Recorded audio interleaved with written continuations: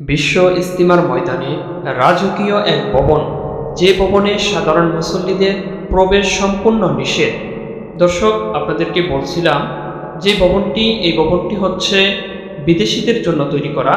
এই ভবনটি একদম সম্পূর্ণ রাজকীয়ভাবে তৈরি করা, যেখানে রয়েছে লিফট। এখানে মুসল্লিদের উপরে ওঠানামার সুবিধার্থে লিফট রয়েছে এবং ওয়াশরুমের খুবই সুন্দর এবং পরিষ্কার পরিচ্ছন্নভাবে ব্যবস্থা রয়েছে। এই ভবনটি হচ্ছে 3 তলা বিশিষ্ট। আমরা এই মুহূর্তে আপনাদেরকে 3 তলা থেকে দেখাচ্ছি। এই ভবনটি এমন সুন্দর ডিজাইনে তৈরি করা হয়েছে যা খুবই দৃষ্টিনন্দন। এই যে দর্শক দেখতে পাচ্ছেন, এটা হচ্ছে একটি ওয়াশরুম।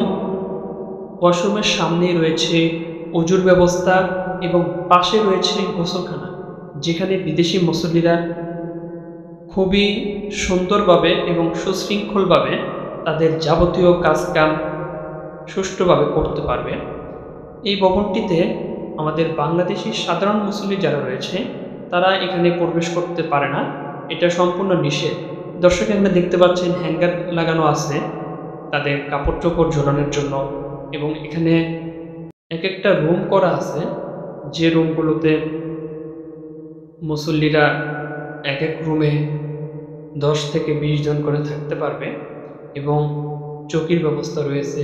যারা বেশি ভিআইপি তাদের জন্য খাট দেওয়া হয়, এবং ভবনটির উপরে এক সাইডে এখন টিন দেওয়া বাকি রয়েছে। এখানে সুন্দর আলো বাতাস আসে। এখান থেকে আমরা যদি নিচের দিকে লক্ষ্য করি, এই যে আশপাশে যে টিন দেখতে পাচ্ছেন, এখানেও বিদেশি মুসল্লিরা অবস্থান করেন। তারপরে যে সামনে দেখতে পাচ্ছেন তিরপাল, ওগুলোতে আমাদের বাংলাদেশি সাধারণ মুসল্লিরা অবস্থান করেন। দর্শক দেখতে পাচ্ছেন, বর্তমানে কিন্তু ময়দানে জোরে সোরে 2025 সালে বিশ্ব ইজতিমাকে সফল করতে সাধারণ মুসল্লিরা কাজ করে যাচ্ছেন। ইতিমধ্যে কিন্তু 70 ভাগ কাজ সম্পূর্ণ হয়ে গেছে, আর মাত্র 30 ভাগ কাজ বাকি রয়েছে।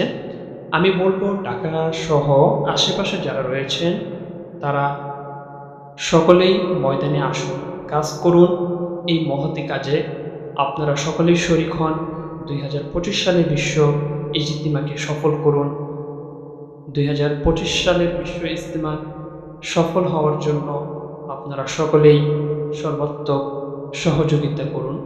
আল্লাহ হাফেজ।